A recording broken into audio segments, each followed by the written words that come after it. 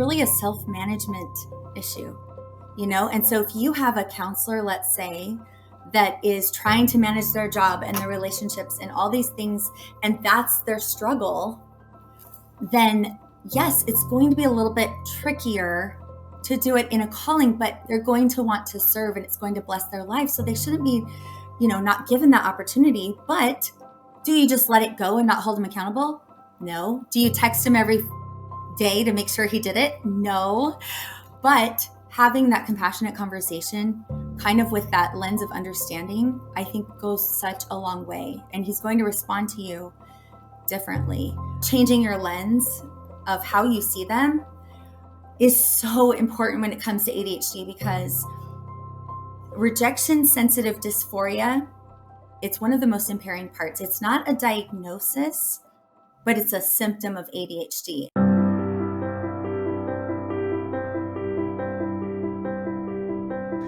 Welcome back to another episode of The Leading Saints. And in this episode, I talk with Rebecca Buffington, who is a life coach with a specific emphasis on ADHD. That's right. It's Attention Deficit Hyperactivity Disorder. I think that's right. She clarifies it, defines it, gives us all the groundwork that we need to understand to work with people in our leadership roles. Because here's the thing. Obviously, we think of ADHD and we probably automatically go to primary, right?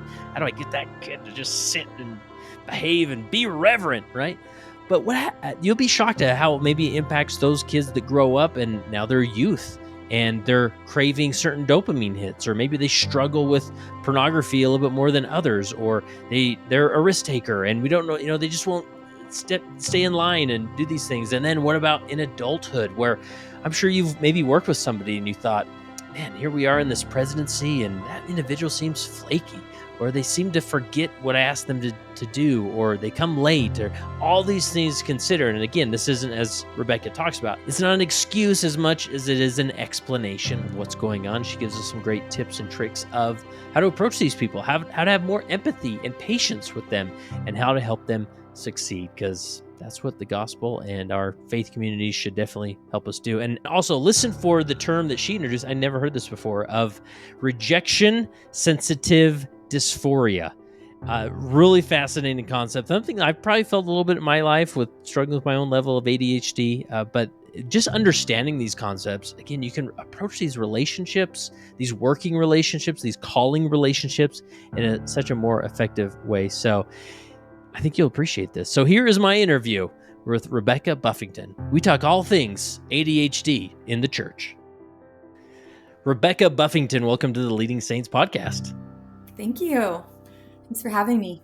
You are in Atlanta, Georgia, right? Yes, I am. Very good. And where were you born and raised? I was born in Utah, but lived in Portland, and I did high school in Boise. So awesome. Wow, jumped around a little bit there. But you love it in Georgia then? I do. Nice. We do. It's nice to have a pool or something during the summer so you don't die, Sure. But the rest of the year is beautiful. So awesome. And I think it was your brother who originally reached out to us and said, you've got to have my sister on. And we listened, and here you are. So because you are a life coach, right? Yes. I've been certified as a life coach, but I specialize in ADHD. And so I help a lot of people with emotion coaching and all of that, all the things that go along with it. So yeah. And I love life coaches that have a very specific, like, sort of a niche in it all, because sometimes get very broad that we're not sure. You're generally helpful, but it's really good to be life. Yeah, it's good to be specifically helpful at times. So that's great. So why ADHD? So my journey is that I've never really known a lot about it. I'm not sure what your experience has been with it. There's a lot of stigma out there. And I always thought it was, just a little boy that can't sit still in school. And that's someone that has ADHD. So I have 4 children, and my oldest is 23. My youngest is 15. And you would never look at my children and think they have ADHD, because they're very bright and smart, at least the understanding I had. Yeah, the stigmas of it, right? Yeah, they're very bright and did well in school and all of that. And so, but my oldest, his junior year,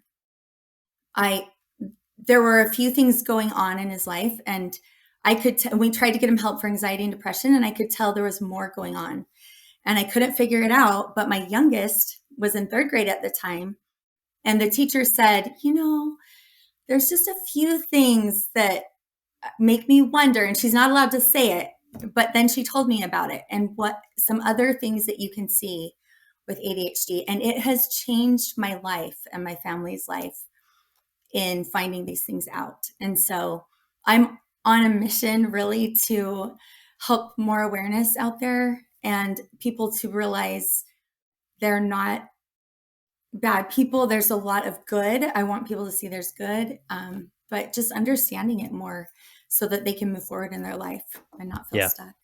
So I want to assume nothing. What does ADHD stand for? Attention Deficit Hyperactivity Disorder.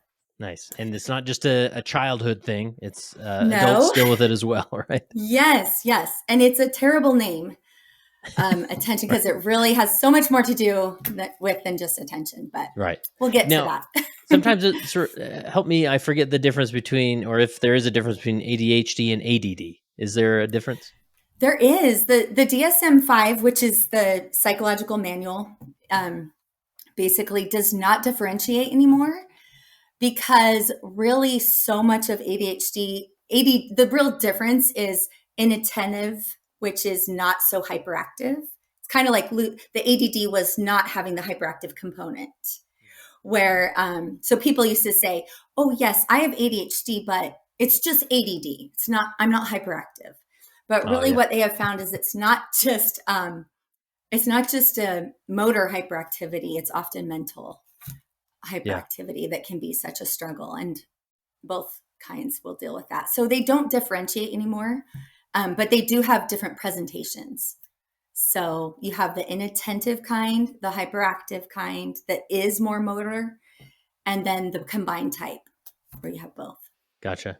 Now, and just in my personal journey, I've been, I've heard different traits of ADHD and experiences. And just looking back on my life, I thought, you know what, I bet if I got diagnosed, I would, or I went through the test or whatever it is, very likely I'd be diagnosed. But sometimes there's that, like you mentioned, that focus on attention where I think, well, no, I mean, I can focus, but sometimes I focus too much on things that maybe I shouldn't focus on, right? And I'm like uber focused, because that is one of the traits, right? It is, absolutely. And really that's what I like to tell people is it's not that you can't focus usually. Sometimes you hyper focus, like you're saying. It's really a struggle with regulating your focus. And that can be challenging, or making your focus show up when you need it to. Like even what's funny is I talked about my children. 3 of my 4 have been diagnosed, but really I was diagnosed as an adult as well. And I did great. I was really successful. I had a lot of friends. I went to BYU, did well in school, but I always felt a step behind, right? A little bit, like not quite knowing what was going on with schoolwork or anything. And I would look like I was paying attention, but a lot of times my brain was somewhere else without me controlling that. And I'd think, oh my gosh, pay attention. You have to listen to this. But then someone else would have the remote on my brain, is how I tell people. Yeah. And so it's really frustrating, but it also can be such an amazing feature. When you hyper focus, there's nothing you can't do. When you're in the zone, do you know what I mean when I say that? Yeah, absolutely. There's nothing you can't do when you're in the zone. But sometimes getting yourself in the zone or pulling yourself out can be challenging. Yeah. And with terms like deficit and disorder, sometimes it feels like this is a really bad thing, or this is a disorder, right? Like this, something's off. But in my experience, sometimes I feel like, no, this is like a superpower. Like when I get going, like, yeah, nothing can stop me. And really the success of Leading Saints could be attributed to some of my experiences with ADHD. So I would absolutely believe that. And that's why it's so important for people to know it's positive. There's a lot of positive to it, but if it's not managed well and it's a little more intense, because yours, let's say you do have it, we'll just pretend. Okay. It doesn't really matter, right? But because you've done well. But there might be more impairing things for others that have it. And you may just have some of the parts that are really impairing more mild, or maybe you have a wife that is super, good at the things you're not so good at, right? And that's Yeah. usually how couples work. But many times people with ADHD find others with ADHD because they're literally like some of the most creative, sensitive, incredible people, passionate, right, about things they do. And it's almost everyone I know that has a dog, loves babies. I mean, it's just great, great people, but there are things that can be challenging. So Nice. Yeah, and I've just discovered in just my life that there's certain tools that really help me. I go through apps that I use, or there's a service out there called Focus Mate. I pay $5 a month, and I can work on a task with somebody like with me, like almost like via Zoom, and it works phenomenally. I get all sorts of stuff done, but just that little tweak, right? And just like all things, it's a spectrum. Like there are some people with ADHD, it's debilitating. They can't function. They can't keep a job. They can't do things, right? So as we say these things, like we're not putting everybody in the same pot, right?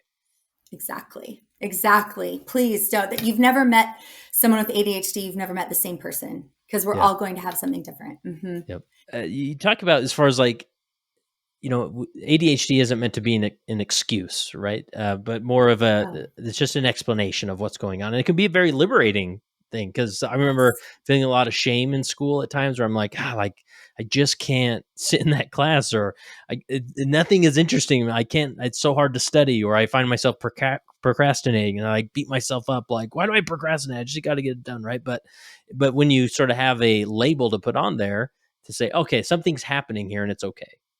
Absolutely. Thank you for bringing that up because I know I'm not trying to brown nose here or anything, but my other brother, that not the one that wrote in, but my other brother let me know when I was telling him I was doing this about your book. And I was like, oh, that, not just because I was coming on with you, of course, that's a added benefit, but I thought that is right up my alley. He's speaking my language here, talking about shame and all of that. And so to me, that's what is so challenging is you start to see it as a character flaw and something that's wrong with you, not just that you might have a struggle doing that, and that's okay, right? And so, like you're saying, it's an explanation, but it can't be an excuse. It can explain that maybe this isn't because I'm a loser, right? Or just a bad kid that doesn't care.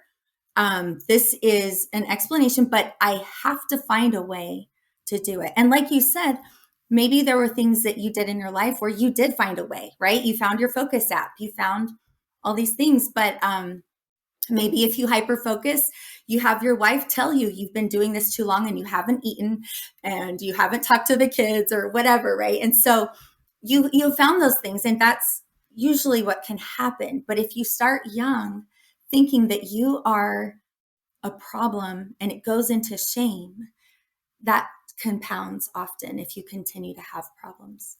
Yeah. And that brings us sort of that in that religious context of just like we talk about Yes. obsessive compulsive disorder. Like when you bring that into religious context, it can just inflame it more. And the same with ADHD. Yes. Like there's components of this that when we frame it religiously or bring it into that context, there's some Mm-hmm. warning signs that red flags we can look out for. So anything else as far as Absolutely. just laying the groundwork of understanding ADHD, what it is, what it isn't that we haven't talked about?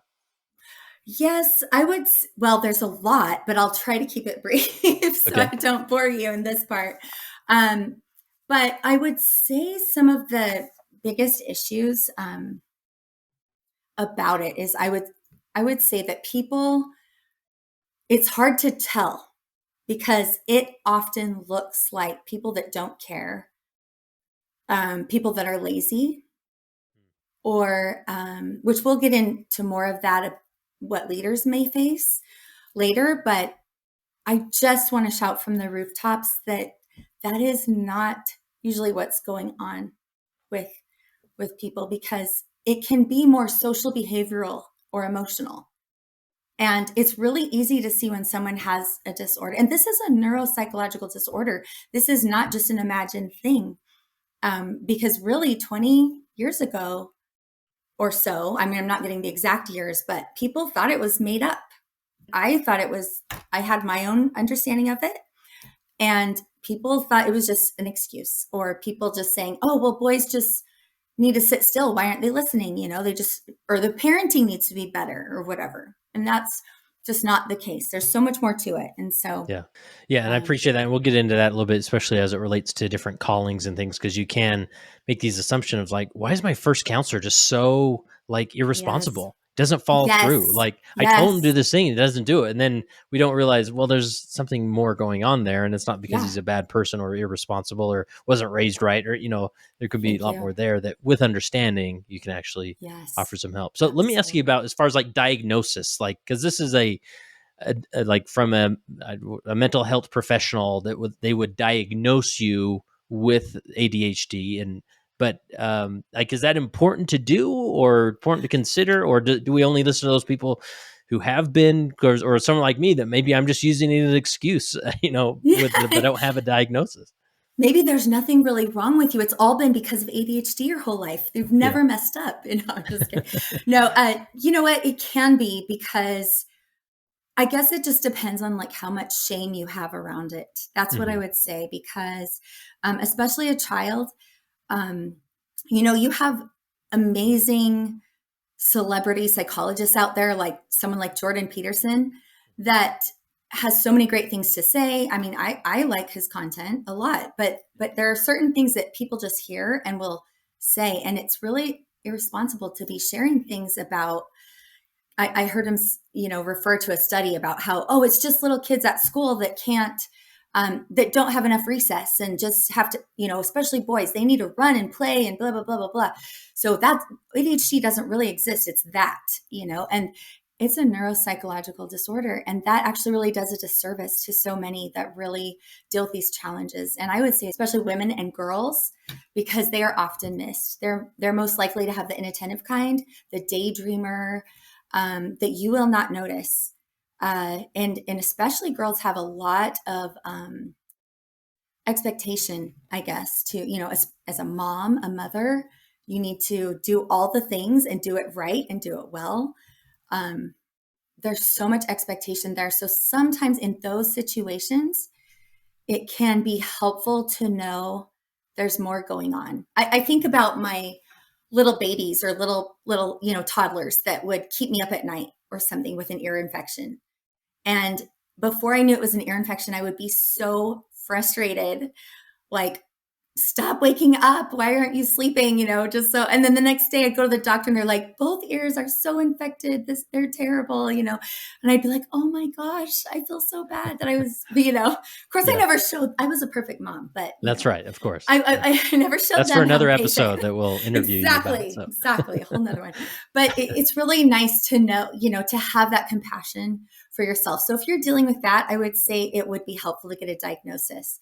Also, for kids, you can get accommodations, which I know also a lot of people talk about accommodations. Well, we shouldn't take away hard things from kids. They need to go through hard things, but really it's putting them on the same level as everyone else to actually handle the hard things and deal with them. It doesn't take away your hard things in life, but even just as simple as I know so many kids that think they're terrible at math or writing. Usually those are the biggest. Did you have one of those that were difficult? uh, oh, I to this day, I get a little anxiety when I open a spreadsheet because I always struggle with math. Absolutely. So, Okay. Yes. So tell me yeah. what it was like for you when you would do math. Did you have math anxiety every time you sat down to a test? Yeah, I guess it was one of those things of like, what am I doing here? Like, because I have much more of a creative mind where I'm like, I'm just going through these rote exercises to know what the square root of this is, or what a equals, or whatever. It's like I don't feel like I'm doing anything, and I just feel I'm being tortured about it. So I don't know. Yes. So it's So really their fault for sure, that's like right. for That's making you right. do So math. But really, really yeah. something as simple as math can be where you can have people that I know so many that say, I'm terrible at math and I'm just awful and my kids struggle because I was awful, they're awful. This is just how it is. And most of the time, they're actually okay at math. It's just they're working memory issues, which is an issue with Mm, ADHD. mm. They have a harder time holding on to the formulas and everything. And even the memory retrieval can be difficult in that moment. And so, and you think about math and the complex problems, you can be looking at the problem you're doing, have to go over to the side and do some calculations, and then come back to the problem. And you can get lost in that moment. Like, where was I? And What was I doing? Or tiny little mistakes, mixing up negative and positive. And why is this important for the church? This is just important to understand that there are reasons and explanations for this where you're not as slow as you think, or dumb, or, whatever. Yeah, especially for a faith tradition that has such put so much emphasis on the concept of reverence, right? Yes. You take that to a primary. I mean, that's what I think all of us can remember times in primary where reverence was super emphasized, right? Like, yeah, we'll do our wiggle Yes. songs, but now's the Yes. time to be reverent. And for some kids, you look at a kid like, what's wrong with you? Like, why can't you just sit still? Or like, I mean, don't we have songs about keeping our hands, Yeah. I was trying to think of one right now, but I can remember sitting in sacrament meeting even, and I had been taught, I grew up in a very Orthodox Mormon home, which is great. Oh, sorry. I struggle sometimes. LDS home. You're doing great. Okay. You just correct me if I need it. To sit during the sacrament, it's quiet. There's no stimulation, and you're supposed to be thinking about Christ. And I remember thinking of that song. It shouldn't be hard to sit very still and think about Jesus's cross on the hill for all that he did and suffered and died for me or whatever. It shouldn't be hard to sit quietly. And I remember going, what's wrong with me? Why can't I sit and think about Jesus? Because I would think about so many other things while I'm sitting there being quiet. And so again, that's back to, I wasn't really motor hyperactive, but I had verbal hyperactivity going on. And it was hard for me to put my brain when there was no stimulation on what I needed to when I was young. And I remember feeling guilt for that, or shame even. It shouldn't be hard to sit very still. Why can't I do that? And those things are difficult. And primary kids, where you see some sitting and some, we'll get to that for sure. And back in our day, Rebecca, they had 3-hour church, so it was. I don't know how we did that. I honestly don't. Especially primary. Like, I'm like, wow, like that was quite a feat we asked them to do. But talk to me about women and girls as far as the experience, because I think that we sort of the stigma of ADHD with little boys, like rowdy, can't sit still, blurting out answers, those things. But tell me about what are some early signs and then maybe some adult signs of ADHD in women. Sure, absolutely. So, like I said, it's often easy to overlook. Now, I have 2 sons with inattentive, so they were also easy to overlook. But it's not the typical ADHD behavior where sometimes they'll be more withdrawn, just quieter, just seem kind of, like I said, looking out a window, their brain kind of daydreaming, whatever. But they also, they can go on the spectrum as well, right? They can be that daydreamer, but so if you have a more hyperactive girl, that's obvious. She's often a teaser or like verbally aggressive or anything like that. And those are not ladylike. Right? Those are like, you get ostracized socially for those things. And do you hear what I'm? Yeah. So like almost maybe early on, they can almost be labeled as a little bit of a bully, right? Or they're like, that's a dramatic girl. She's causing problems because she's got drama issues, right? Yeah. And often she does. And because you're seeking dopamine. You know what dopamine is. This is an interesting component of it, right? You need that dopamine hit, right? You do. And the thing is, people will tell me all the time, well, aren't we all a little bit ADHD? And I'm like, I understand you, but please don't say that, because it really diminishes the true ADHD experience. Because yes, we all seek dopamine. We all get distracted sometimes, right? That's how it goes. But I always describe it like this. If you have an under-aroused brain and you have lower dopamine than normal, because that's usually what's going on, it's lower dopamine or something to do with the receptors grabbing onto the dopamine or something like that. Some scientist is going to reach out and tell me that I'm describing that wrong, but it has to do with your neurotransmitter, a dopamine neurotransmitter. And so if this is a normal level, I know not everyone can see me, but let's pretend there's a horizontal line. If you have ADHD, your brain is under aroused. So you're kind of below that line. So that's why you're always seeking more dopamine. You're always needing it. So trying to make yourself do something that doesn't give you dopamine is very challenging.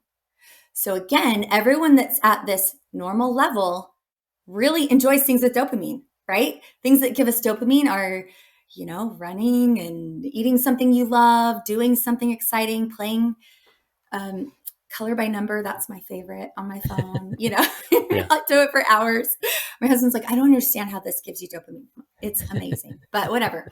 I love to see Nice. the colors and all Yeah. of that. But anyway, so if you are at a normal level, you are going to enjoy the dopamine, but you don't want to do boring things either. It's just easier for you to make yourself do it because you're at that normal level. But if you're under that level, to get yourself to do something boring is torture. It's so difficult. It's like a paralysis almost. It's like math homework. Yes. How was it for your Oh mom to my get you to do goodness. math homework? Oh Difficult, boy. right? Yeah. You dreaded it. Yep. And another issue is time blindness. Time blindness can be such an issue with getting people to do boring things because you know time, you understand how to tell time, but feeling time and being governed by time is very difficult for people with ADHD. And so often I'll tell my son, please empty the dishwasher. And he spends an hour and a half complaining about how long it's going to take, how boring it is. And then we time him and it actually only took 6 minutes, right? So math homework, same thing. You see all these problems you have to do and it's torture to make yourself do it. And so you feel like it's going to take 2 hours and it probably does because of how much your brain is focusing on how long it's going to take. Yeah. But you Yeah, that's don't know how to interesting. recognize. Yeah. So And the whole dopamine angle is really fascinating just because like there's so many levels to take it on. Even like you think about youth and pornography, right? Like that's a dopamine rush, right? Now, and yes. again, and I want to step back and we'll talk about this more generally, but we're not saying, yeah, we should just let these people run amok. And yeah, if they need to look at pornography, well, nothing to do there. Or if they need to show up to meetings late, well, deal with it. But It's not their it, fault. it's a We different, can't say that. yeah, right. But it helps you step back and say, okay, maybe there's different tools needed here, or better understanding, or Yes. where this youth who just can't seem to stop looking at porn, or a grown man, or whomever, it's like maybe there's something else going on here that needs to be addressed rather than just this bad habit. Thank you. Yes. That's what I mean exactly by it's not always a character flaw. It's not always on purpose. And you need to know that as a leader as much as they need to understand that too. And as the leader, are you the one diagnosing everyone? Absolutely not. But like you say, taking that step back and considering, because if you saw someone with autism, let's say severe autism, we have compassion for that. We're usually like, you know what, they can't, they're not doing this on purpose, all of that. But when it's socially, emotional, and behaviorally an issue, you often, it looks like it's on purpose Yeah. and that they could just change it. And I'm not saying they need to be held accountable. Yes. So we'll get into that for sure. Yeah. And these are just things that again, even the bishop or whomever, it's not like he's diagnosing, oh, you're depressed, so you need to go see a counselor. But there's sort of this perspective you can gain of like, well, something's off here. Like the stability in life seems to be off. I don't know what it is. I'm not going to tell them what I think it is, but maybe there's some resources I can point them to, some professional counseling, some diagnoses, some things that people who can actually do that. And then that gives us sort of a baseline to start from. Like, okay, there's ADHD here. Is it medication? Do they give you tools? Like, those types of things, so that, yeah, you can overcome looking at the pornography, or your life is sort of frustrated or out of in disarray, or those types of things. We can get it back on track, because that's where that consistency is going to be really encouraging to somebody. I can do life, and that'll avoid Yes. other mental health issues, right? Yes, and that's where they can direct them to. And that's a really good point you made, because obviously this has become my hyper focus because I wanted people to understand this more. And so for some reason, everything I read and learn on this sticks in my brain so well. Where other things I'm like, oh, I don't know, I think I read that, but I'm not sure what it was about, whatever. But it's just really important because, like you said, I do always try to get the latest research. And so I go to the ADHD conferences that they have every year. the national conferences, and try to get the most current research. And so even like in an addiction center, let's say, most of those places say zero substances, really zero medication, because it's a stimulant medication is a problem, right? It's can be abused at times. But really, you're more likely to not abuse things if you are treating your ADHD properly.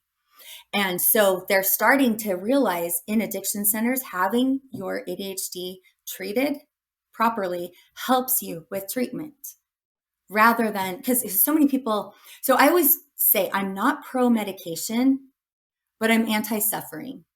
And if someone is suffering, ADHD, the medication is the first line treatment, the best that helps, the quickest. So if you have someone really suffering, that's going to help. Now, I do life coaching for ADHD. So trust me, I don't believe medication is the only thing that's going to help you. It's a tool in your tool belt. And sometimes you might not need that tool, because coaching to me is, let's figure this out together first to see if you don't need medication, and you can just tweak a few things like you talked about. But if they get to a point where medication is helpful, that's okay too. If I know many people are against it, all of that, but to me, that would be another reason for diagnosis. If you feel like you're still trying, you've hired a life coach, you figured out ADHD, you have those understandings, but you're still not moving forward, then sometimes the medication can bring the wall down. That's how I see it. And often what breaks my heart, in the church context is there's so many, my own experience of being in church leadership and these callings is such a blessing, such a remarkable opportunity. You witness so many miracles, you get close to people, relationships, community. It goes on and on and on.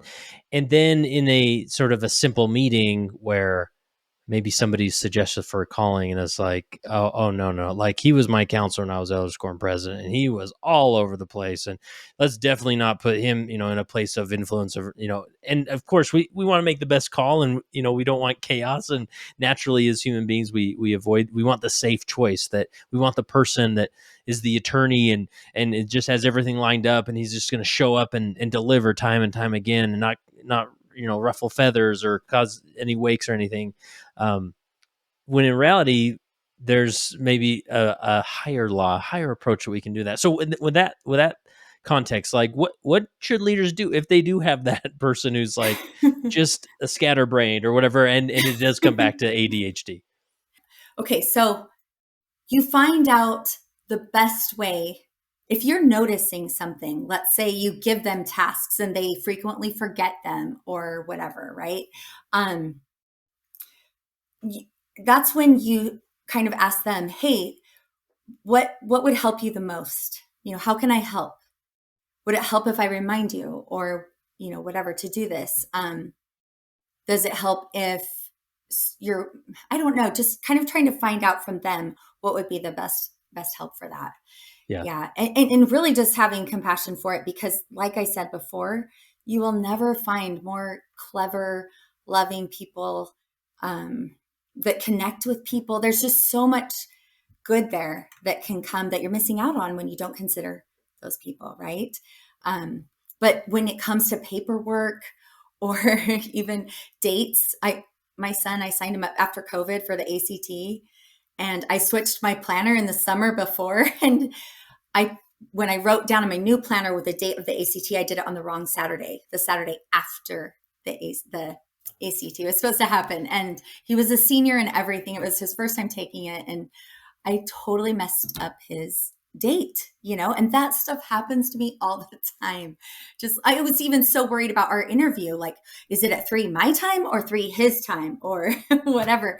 But that's the thing, is their paperwork and all that, maybe don't give it to that person, right? Don't give the paperwork type of situations to him. Because that's another thing. Have you heard of executive functions? Yeah, sure. Yeah. Like higher level things we do, right? Yeah. So really it's one of the most difficult parts of ADHD. It really is what is impacted in your brain, because your frontal lobe is kind of the executor of the rest of your brain. Okay. Yeah. And so, right? Do you know what I'm talking about? Like where Right. it's the planning, prioritizing, all of that can be really difficult.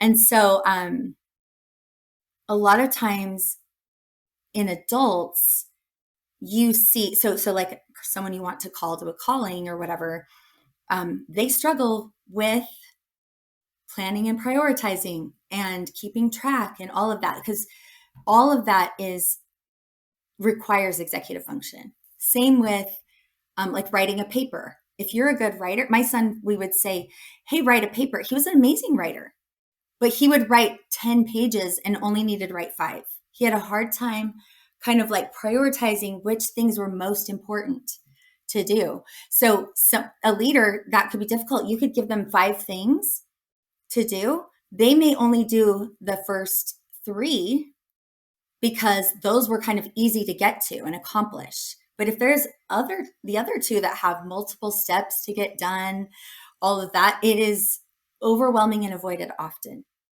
because that takes a lot of executive function. I guess the best way to describe executive function would be like if you have an orchestra and there's the leader of the orchestra. I can't think of what that's called at the moment. Here we are. See? Yes, this is This the is problem. on display. You're definitely my people. The director, here. right? Yeah. Or the Thank you. right Chorister? director. Right. The chorister is the one for the singing. Let's Everybody's just sing. screaming at their iPhone right now, like, "Come on, people!" Yes, we know what it is. Why don't you? But see, once I lose it, it's like, oh. But yes, so the person directing the orchestra, they let you know when it's time for the violas to go and the bass to play, and brings everybody together, tells us when to stop. And that's kind of what your prefrontal cortex does in your brain. It's the executor, the director of the rest of your brain. So it directs your emotions, your motivation, planning, prioritizing, all of that. And so that is impaired when you have ADHD often. Yeah, I see this in my life so much of like, if I just walk into my home office here, like on the beginning of work day, and I'm just like, oh, I'll just get at it, all right, checking the email inbox, like, oh, wait, I got to do this thing over here. And here I am, do that thing. Oh, wait, I got to get the newsletter out. I can write that. I get halfway through the newsletter message. I'm like, all right, I'm over here now. And like, suddenly I'm like on this page or that page, right? And so sometimes I just have to step away from it all and just be like, I got to go in the other room where all this isn't there, and I'm just going to sit and think about what do I got to do. And it's amazing how I'd be like, okay, I'm going to go do that thing like that. So I'm sort of igniting that executive function of being like, okay, let's put you behind the steering wheel again. All right, what is it I got to do? Right. So. And that's exactly what I'm talking about, where because really, like I said, if you're doing a task, especially one that is mentally challenging, like, for example, when I was young and I had to do homework, I would need to sit down and do homework, but my room would need to be cleaned. And cleaning my room, I hated cleaning my room when my mom told me to. It was overwhelming. But doing my room felt less mental effort than doing my homework, that particular homework. So I would spend time doing that. And then I try to come back. But that's really a challenge, because staying with the task for a long time and completing it is one of the biggest challenges, because like you said, you're often distracted from the task. Now, everyone's distracted from tasks occasionally, but this is a very common thing where, and even someone that's neurotypical that doesn't have ADHD, they might be distracted from the task, but usually they come back and keep finishing that task. But there's a joke going around all the time that everything around me is 80% done. And that's it, because to finish it is, you kind of lose interest, and it's hard. Because have you heard of FOMO? You've heard of, the fear of missing out. Yeah. Well, with ADHD, the joke is we have FOLI is FOLI, the fear of losing interest, because if you lose interest, it is so hard to get your brain to engage in it again. So, so that is challenging. I try to trick my brain. I'm like, I'm just going to go do that for 5 minutes. And then I have full I have full autonomy to just quit and just not stop doing it. But then I get doing it. I'm like, oh wait, this isn't that hard. And here I go. And look, I just accomplished something that I needed to do. Right. But it's just I love that first step sometimes. It's like, Oh, it's hard. it is. It's the paralysis of getting started, and it's the Yeah. staying with it. And you asked a little earlier. I apologize. I'm really trying not to go off on tangents, but But hey, it is an interview about ADHD. So here we go. and if yes, Yeah. definitely. So, but I like it when people talk fast and over each other. It's exciting. But no, you asked about women and girls, and one of the things with women that can be so difficult. When I was diagnosed, my doctor said, your IQ is up here, but you're kind of operating down here because you're not able to show. So you can still do well. Like I said, I went to BYU. I had decent grades. I had a successful family, met the guy of my dreams, because my life is perfect. No, it's not. There's definitely not perfect in there, but it's still, I wasn't quite living up to my potential. And so I try to even just, what are women judged on? I wish they weren't, but we judge ourselves. Oh, that woman is more organized than me, or has a cleaner house. Why can't I keep up on this? And one of the things that was challenging for me is I would be busy all day long, but not really accomplishing anything. Because like you just described, I would go to a cupboard and start organizing it. And then I'd be like, oh, where's that thing that I was looking for? And I'll go look for it and go, oh, this closet needs to be done. Right. So I'm not finishing anything. I'm multitasking, but it's not really effective at all. And that alone can be so hard. And not to mention when you're folding laundry and you have a toddler that comes and, pushes the basket off the couch that you just folded, you've got to read it. You're constantly interrupted. And that is really challenging because you're not really engaging in anything. Yeah. So it leads into shame and, that you're not as good as other people. Then we have Instagram and all the things that show us how good we really aren't. Yeah. Yeah, for sure. Going back to that question, anything else as far as like, if you're a leader who's sort of frustrated working with people who seem, who are maybe experiencing ADHD, I mean, is there anything else to consider as far as how to approach that? Because I would imagine that I also don't want to be somebody's like caretaker of like, okay, like I'll give you this assignment and I'll call you 4 times this week and, check in with me, every night or whatever. Like you got to figure out life, like I'm asking you to do this. You're an adult now. Yeah. Come on. Go figure it out and report back. Right. So help us with anything else as far as like how we can not, just not simply skip over or overlook those people and just get the more focused individual in these. Yes. I would definitely say just saying, okay, like if you don't see, if they go, oh yeah, sure, I'll do that. And you don't see, again, you don't have to hold their hand, but just having that external, like, hey, did you write that down or whatever real quick? They shouldn't have to be told that. Maybe they'll be offended if you say that, I know, but just kind of like knowing what their strengths are, try to give them those things and leave the other items for someone else. I would say would be the best, but really, I think it's important to break things down the most, because if you just say, and this comes into more with, board members you're working with, but if you just say, go get a job, that often requires so many steps and it's going to be avoided or not remembered, or, the things that you're working on. And so if you're trying to have a leader do all of that, just, I think the best, you can't fix it. Like you can't say, go get diagnosed with ADHD and then come back to me, please. Right. You can't do that. Get on some medication and then come back to me. So I think you just need to have grace and patience and notice the positive. And it seems like that makes them thrive even more than anything. That positive reinforcement, because I don't know if you had this experience, not everyone's the same. Some are more intense than others. But really, kids with ADHD grow up with 20,000 more negative messages all the time. And it may seem, from parents, teachers, all of it, often not meant to portray that. It's just you have a sensitivity to those things. Like often you'll notice tone of voice and you'll think a teacher is mad at you or someone's mad at you.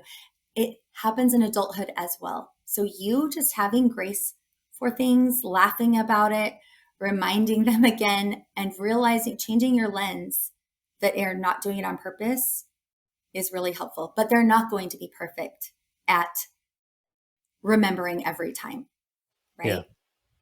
Yeah, and I appreciate this concept of like sometimes we naturally want to respond with like, like get a job, or like why don't you set an alarm, like, or why don't you do this or that? Like, just it's so simple, right? Especially with kids, like just fill out the college application. Like, it'll take you Yes. 30 minutes, right? Just do it, right? And so what I'm learning here, and you can correct me if I'm wrong, but just like realizing that some of those relationships are going to need a lot more patience, and you're going to, I don't like being a leader that has to hold somebody accountable or follow up with them and say like, hey, let's meet one-on-one. And in that one-on-one meeting, it's like, listen, brother Jones, like, I want you as my first counselor, but like Yeah. I've got, well, like, I got to know that when I give you this assignment, it's gonna happen, right? So I don't know what Yeah. needs to happen on your end, but I'm willing to give you as many chances as you need until you figure that out. But I need a counselor that's gonna like Mm-hmm. think about this between now and whatever, or even the ministering assignment. I think to some elder quorum presidents, like, really, like, Yes. how difficult is this? Like, you just kind of Yes. like text the person, call the person, but by the time they leave, they may feel that spirit of like, and even committing in their heart, this month it's going to be different. I'm going to be the best ministering brother or sister, and then they leave the room, and it's like, and it's that out of Mm-hmm. sight, out of mind dynamic, right? Yes, absolutely. And so I kind of love the way you just explained you would approach someone, because to me, if you approach them that way, you're doing it with the lens of they're not doing this on purpose and being difficult. Because like I said, attention deficit is the dumbest name ever. And I've heard experts say that. So Uh-huh. it really is. It's not about attention all the time. It's really a self-management issue, And so if you have a counselor, let's say, that is trying to manage their job and their relationships and all these things, and that's their struggle, then yes, it's going to be a little bit trickier to do it in a calling. But most of the time, they have a strong testimony or they're working on that journey. They're going to want to serve and it's going to bless their life. So they shouldn't be, not given that opportunity. But do you just let it go and not hold them accountable? No. Do you text him every day to make sure he did it? No. But having that compassionate conversation, kind of with that lens of understanding, I think goes such a long way. And he's going to respond to you differently, Yeah. um, and not be as offended. So Yeah. I feel like that's a bit of a segue. Maybe you had another question about that, but No, we can segue. Go for it. Let's do it. okay. All right. Hey, because with you talking about this, and the reason I keep saying having that extra, changing your lens of how you see them is so important when it comes to ADHD, because rejection sensitive dysphoria have you ever heard of that? I've not. No. Okay. Well, it is something that, especially with adults and older kids, but even little kids, it's one of the most impairing parts. It's not a diagnosis, but it's a symptom of ADHD. And it's only been talked about in the last 10 years or so. I guess don't quote me on 10 years, but the last few Okay. years. um, but I mean, I could send you articles to link or whatever, but it is one of the most impairing parts about ADHD. And let me just explain it. I'm really passionate about this part too, because like I said, you will never find, you've heard of the term empath before, and the most sympathetic, empathetic people that feel really deeply is what you're going to find. It's usually our artists and our musicians and, just wonderful, wonderful people that care and are incredible, but their senses are so heightened sometimes and their sensitivities that it can impact them very negatively, and it turns, to shame. And so rejection sensitivity is something that goes along with ADHD most of the time. And what it is it's an intense rejection feeling, but it's not just rejection, because it is I mean, nobody likes to feel rejected. We'll go back to that again. Sure. Yeah. Nobody likes it. It's not fun. But usually people just feel kind of a discomfort with it. They don't like it, whatever. But you're going to have people with ADHD that deal with this more sensitive than others, And so they're going to be sensitive to rejection, criticism, obviously. So a lot of times it's perceived rejection, by the way. So it's not even like a real thing. Like almost like I didn't get invited to that party, or I remember one time my wife and I were driving through our neighborhood and we saw several of our ward members like out having a picnic barbecue, and there was this feeling of like, I thought it was hey, fun. Like, why didn't you invite me? Yes, and again, exactly. It's not like anybody rejected me, but at the end of the day, it's like I can't invite the whole ward over, and I get it. So, but there's this feeling of like, that hurts. But in reality, nobody hurt me. Yeah, I know. And I know this isn't your therapy session or anything, but how long do you hold on to that? Right. Sometimes people with ADHD, and again, you haven't been diagnosed, so who knows? Yeah. But they hold on to it for a long time, right? Yeah. And they, and so it's more, even a correction, like as a parent, you correct all the time. And as a teacher, you're just like, hey, I remember my son would click a pen over and over because he's a little bit fidgety in a boring class. And the teacher was like, who's clicking that pen? Just trying to get someone to stop. And he just thought she hated him, because he usually had a lot of teachers love him because he was so smart and well-behaved. Would you ever think of someone like that having ADHD? I would never think someone that was that's that, interesting. And so, but he thought that she did not like him. He was convinced. Even teasing, if you have little kids that get teased by others, they take it like they are not liked and hated. Or also your own perception of falling short or disappointing someone is really intense. And so it's often an intensity that doesn't go away like it does. Some things you can be sarcastic with people and it just rolls off. But other people that deal with this type of thing are going to hold on to it for a week and think of it in their bed every night, right? Or have something like you just described and can't let it go. And it turns to internal shame of I'm not good enough. And that's where you can see the parallels of the gospel, how that can be really dangerous in the way we deal with people and even their relationship with God even. So so it sounds like, and correct me if I'm wrong, but it sounds like the, again, you may, if you're working with somebody that's in this world, like again, holding them accountable, being direct and saying, listen, I really need you to come through, but also following it up with an immense amount of love and encouragement and saying, hey, listen, you're my first counselor. You're my wingman. Like, we can do this. I have full confidence in you. Like, that's the only reason I'm having this conversation is because I know how capable you are. Let's go get it. Let's keep talking. And here we go. Right. Is that fair to say? Absolutely. I guess I should just say it all and just put a silly thing out there that I always tell people to do. And it's a positive sandwich. You've probably heard that before, right? You just say the positive, what you're seeing positive, give them the little bit of feedback, and then end with the positive. And that goes such a long way, right? So just the way you approach it is so important. So cool. Yeah, that's awesome. In our remaining time, maybe take us to, is there any other point in that realm that you wanted to hit on? Or mostly real quick, just because it will matter later.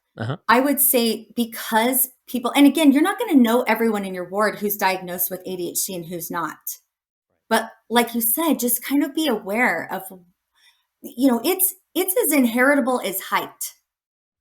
And so if you're a parent that has it, it's likely your kids are going to have it. And if I could go back to school and get my master's, which I probably should do at some point, but I would probably study the church. And because my parents each have 7 siblings, and they wouldn't all say it, but there have been a few diagnosed with ADHD. And I'm like, I can tell you this person likely has it. This person likely has it. If you have suicide in your family, if you have alcoholism, we are members of the church. We believe not drinking alcohol, but there are many that are closet alcoholics because they're self-medicating, right? And so if you have all these things in your family history, there's a very good chance there's ADHD going on. And many times we embrace like, oh yeah, there's some anxiety and depression, but a lot of times that's the smoke and not the fire. And so you've got to dive into that. And there's such good news if you get diagnosed with ADHD. A lot of people are misdiagnosed with bipolar, and it's usually just ADHD. And so I want to study people in the church because, so my parents, like I was saying, the 7 siblings on both sides, they're like, oh, it just seems like everyone has ADHD. And don't they have, I'm like, well, in the church, you're probably going to see it more. And again, this is Rebecca Buffington's theory. Okay. I don't think this has been studied, but number one, you had to have impulsive, riskier, willing to do all of that to go across the plains. Like there were people that stayed behind that didn't want to. Yes, they had a lot of faith, and that plays into it for sure. But, a lot of people probably came over that have ADHD, willing to leave, all of that with really strong faith as well. Some that weren't willing to do that. And then we have big families. And if it's inheritable, and you have someone that has 2 kids, maybe one of their kids has it, they have kids, that's not as many. But if you have 8 kids and 4 or to 5 out of 8 have ADHD, they're going to spread it to more, so I think it is more prevalent in the church. Yeah. That's just my theory. But yeah, and it's worth just being aware of, right? That I think we're not doing a blanket diagnosis, but no. This is all just really helpful to just, put in the back of our mind. And as we see these things, it will maybe trigger us to be a little more patient, a little more direct, a little more encouraging, yes. Right? And we'll get into, I'm not just saying just lay over and let it all happen. Oh, well, right. That's not exactly what I'm saying for sure. Right. But you do need to watch, because you talked about even OCD and the scrupulosity. You've heard of that, right? Yeah. Mm-hmm. Scrupulosity, and how people get really perfectionistic about living the gospel and being obedient. And that is really great. But someone with rejection sensitive dysphoria, they often become perfectionists so that they're trying to not feel rejection, right? They really don't want to do that. So they're going to try to do everything perfect. And that is no way to live. Yeah. Being, so worried about any mistake or whatever. They also become people pleasers, and they lose who they are because they're trying to please them. And then you also see giving up. You see people quitting high school because they can't be what they feel like they're falling short, and that's embarrassing, and they feel rejected by people if they do that. And so often they get to a place where they won't even apply for a job because they're so worried about the rejection, or even applying for a job, going on a date. I mean, you'll see lots of things with kids, or even applying for college. And so they'll give up before they even try. And so understanding what's at the root of that is so important, I think. Really helpful. So take us into primary, like maybe back to the children, as far as what do we do about it there? Because, we can do the wiggle songs, we can, hyper emphasize that reverence and those things, but anything else we should keep in mind for the children? Yes, absolutely. I do think I personally don't think there are any really mean primary teachers out there. Most people are really good, yeah. With that, and really sweet with the kids, and that's wonderful. But there's always, I do think it's important. So again, I do feel like the primary especially tries to understand that there's kids and they're not doing it on purpose and whatever. But because by the time they're youth, it's like, no, they should have figured it out by now, right? They shouldn't do that. But I do think you still have those 1 or 2 that are really disruptive, can't stay in their seat. As a sunbeam, you're like, that's okay. But later, that gets really hard. And so I think the first thing, like I've already mentioned, is changing your lens and not. I love Ross Greene's work. He talks so much about, he has a book called Raising Human Beings. And he says, kids do well if they can, not if they want to. And that's really important, because I literally have a boy in my class that will try, I could tell, he's been told, you need to sit still in our class or in primary or whatever. But he's just like almost tensing up, like, oh, my body just makes me want to, jump and do things. And it's so difficult for him to keep that inside. And he really isn't doing it on purpose. But can I tell you how many times he's been to the principal's office? Numerous, right? In school. And so it can be really distracting in a primary. And so I like when you have especially those 1 to maybe 3 or 4 kids that are the real issues, I guess. Change your lens, realize they're not doing it on purpose, even though you've told them every week to, stop misbehaving. You've tried singing all the wiggle songs. It's still not working. It's really, to me, a really good way to approach them is not in the moment in front of everyone, of course, but take those kids individually to the side afterwards, go to their house and talk to them, but just approach them and say something like this. I love to use the right wording because it matters. And you always say, I've noticed that. So you say, I've noticed. You're not accusing. You're not saying you are doing this, right? I've noticed that it's difficult for you.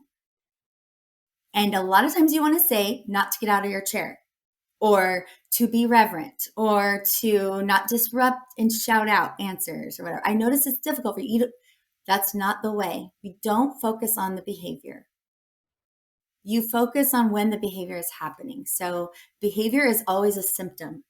It's not really what's going on. So you say, I've noticed it's been difficult for you when someone's giving a talk. What's going on? And ask them first. Show them that you care and you're curious. And then they tell you, and you try to have them help you think of a solution. So I always say things like, okay, well, I wonder how we could make that better. Maybe we could have a secret code word, that if I say this, that means, oh yeah, you got to, remember to do this or whatever. But they love that extra interaction, having a secret relationship with you to, make it better, and that you're both partnering together to make it better instead of this adult that's assuming they know what's going on and telling the kid what they have to do, right? It's learning about the kid individually. And again, I think primary, we do that pretty well, but it can be challenging in the classroom. I don't think you get as much awareness in the classroom as like the presidency does. Usually the presidency knows all those things. So I just think that's really important with primary to have them understand. And really a lot of people have a hard time with rewards, but do you know that that video from President Uchtdorf's talk about the marshmallow where the kids are sitting there? Oh yeah. Yeah. The Stanford experiment, right? The Stanford experiment, right? So yes. And delayed gratification is one of the most difficult things. It's hard to have foresight and hindsight, and you really just think more about now. I'm not saying it's not possible, but if you have something that doesn't give a consequence or a reward pretty quickly, it's difficult to even consider that for someone with ADHD. So it really is a neuropsychological thing that not just them being difficult. So I think that's important. So you think about, I've had people say, well, I'm going to have them, if they have good behavior for 3 months, I'll buy them this, right? The sticker chart, right? Yes, exactly. And I'm not saying sticker charts aren't good, because they're actually amazing, but do more small, frequent rewards. So even literally a Hershey kiss for the end of primary, he knows he's going to get it right away, or something simple. And a lot of people are like, that's bribery. I don't want to do that. Maybe it doesn't have to be food. It's not bribery though. It's incentive. And if you kind of partner with them to do that, maybe we could do this, where we could get this little thing when we're done. If you just working that out with them is really, really, really beneficial. So. Yeah, I love that idea of that, creating that partnership in it, of you're not the problem that we're fixing, but let's come together. Yes. How can we figure this out together? That's really, really helpful. Any other point, principle, concept? I mean, again, people have literally earned PhDs, written books, and dedicated their life to this topic. But anything else you want to make sure we cover before we wrap up? Okay, in general, yes. So I do want to, for sure, talk about the youth working, because we did talk about, they are going to be more prone to dopamine seeking behaviors, right? Like I talked about, I already told you about the under aroused and whatever. And so, yes, they are 3 times more likely to deal with pornography and sex before marriage. Even just substance abuse, marijuana, all of that, and suicide. So to me, when I read your book about shame, your book is called "Is God Disappointed in Me?" Right? And I kind of love the example you gave at the beginning because I related with it so much. And again, I grew up in a very Orthodox home, and my dad was bishop and seminary teacher, and all these things. So I was a pretty good girl.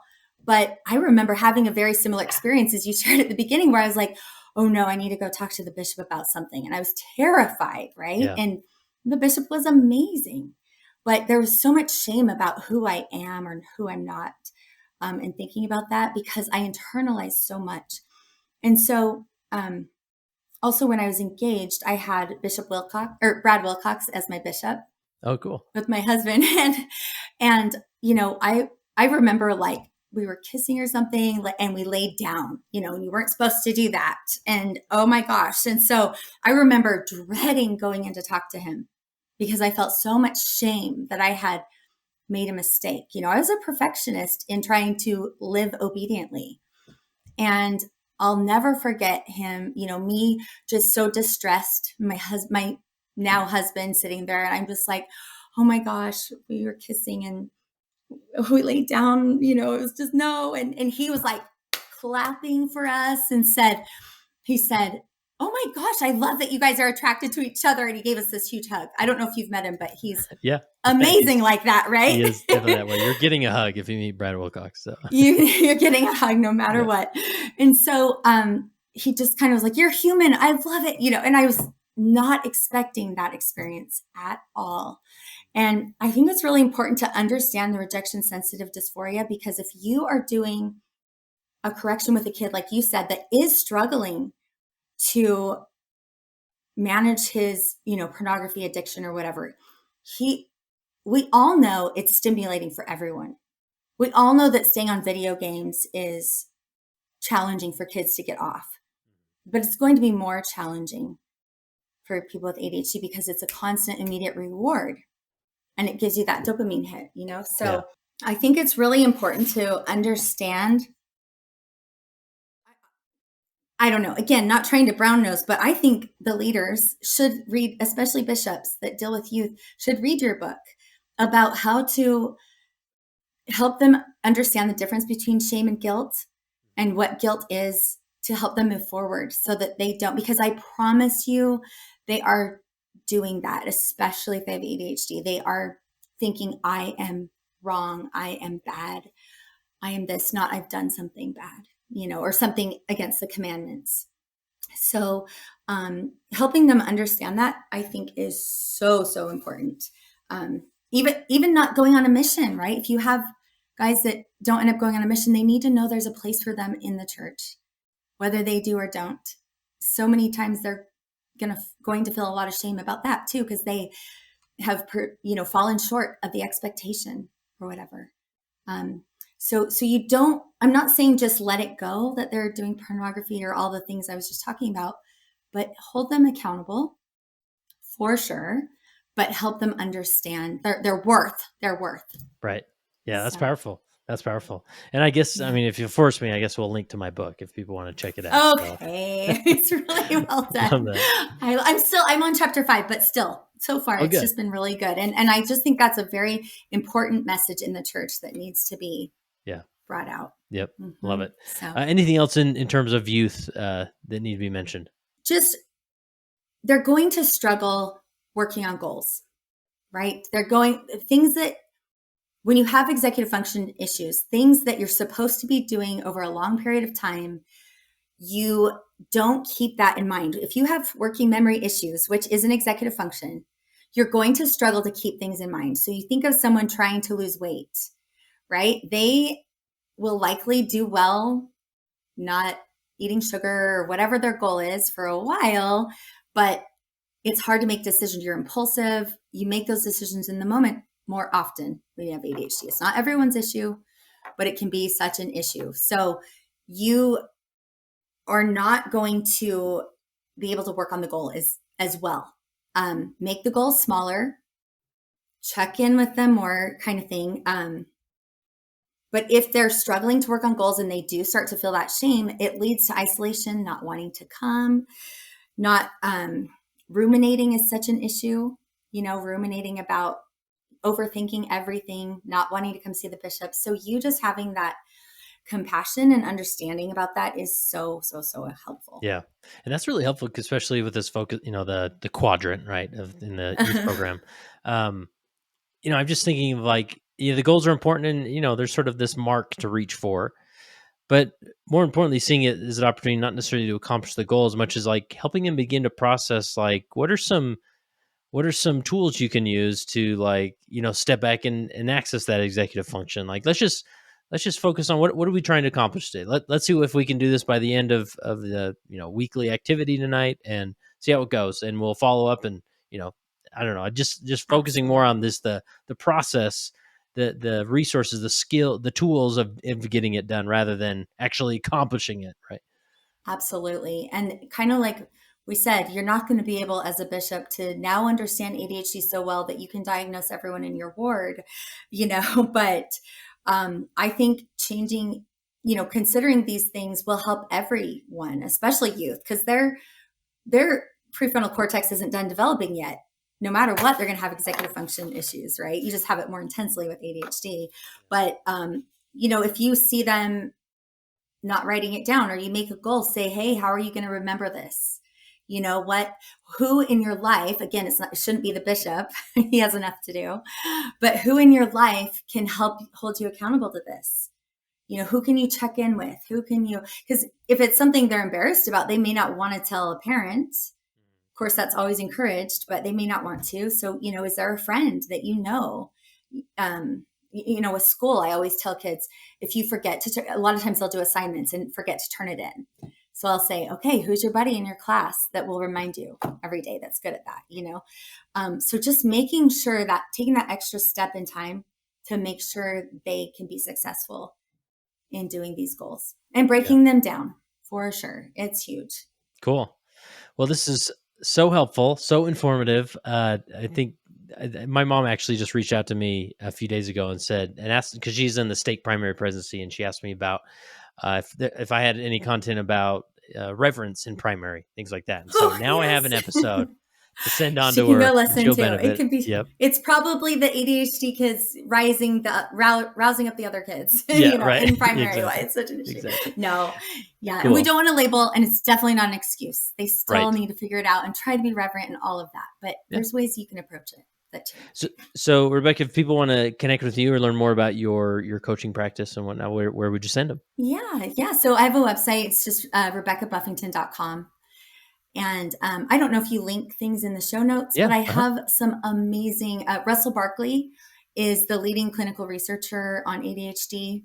And he has incredible content that's scientifically based, right, on studies, not just what you hear randomly. And I can link that because he does one on adults and ADHD and even parenting kids with ADHD, 30 essential things you need to know. And he's really slow and boring, which is hard for my brain. So you can speed it up, but it's really good content and can help people understand even more. So if you don't mind, I'll send those to you and you can link them. That makes me wonder. I wonder if we could do a study about at what speed do people listen to audio content, depending, if they're ADHD? Because I'm always at 2.0, but some people say I can't get past 1.5. But anyways, so I'm 2.0, and it depends on who it is. Yeah. But yes, sometimes I do 2.0, and I have to be doing something while I'm listening. Yes. Like my color by number or cleaning, or because working with my hands. I really wish I could sit and crochet during sacrament meeting. I would get so much more out of it, but whatever. Yeah. That's, well, some people I get do, judged. but I mean, and I love general conference, but after general conference at 2.0, so much better. I love it. Oh, yes, it is. It is. It is. I love it. I love it. Nice. So Yeah, thank you Rebecca, so this is much. great. Last question I have for you is, as you reflect on your time as a leader, or even in this effort of being a leader and stepping up and creating resources for those struggling with ADHD, how has being a leader helped you become a better follower of Jesus Christ? I guess it's led me to the compassion I have for my clients and anyone I serve in the church, that we're all doing the best we can. And I think I realized that, anyone that's sitting there thinking, why isn't this person at church? Or why do I smell alcohol on them? Or, they don't seem to be doing everything they should be doing. I realize I need the Savior just as much as they do, because I'm having a hard time seeing them like the Savior would. And that is the biggest thing, is it helps me see people and look past their behavior. Being a leader of them, I realize how different we all are that way and the different challenges we face. And it's not always what it appears in front of us. And so to me, that's made me successful in my business. And I know people feel that from me. And being like the Savior is our ultimate goal. It's not perfect, but it's easy to love people that are doing what you want. My husband's inactive right now, and that was really hard for me. Like I said, I grew up really Orthodox, no. And I found the guy who was a return missionary, married in the temple, and he, I know now we see a lot of people that have left the church, but that was years ago. And I didn't know what to do, but I wanted to stay married to him. So learning to see him was huge, and love him, and realize that that is my goal. It's easy to have charity when people are doing what you want, but our real test is, can we do it when they're not? Can we have patience, love, long suffering, all those things in Moroni 7, I think it's 745. Anyway, I can't remember, but it describes charity. And that is the goal. And I have a long way to go, but being a leader helps me learn to do that better, I think. And I love my time, even though every time I get a big calling, it's very stressful. And I feel all those imposter syndrome feelings, like I shouldn't be doing this. Why did they ask me? But that is what I come away with every time, is knowing how to be more like the Savior.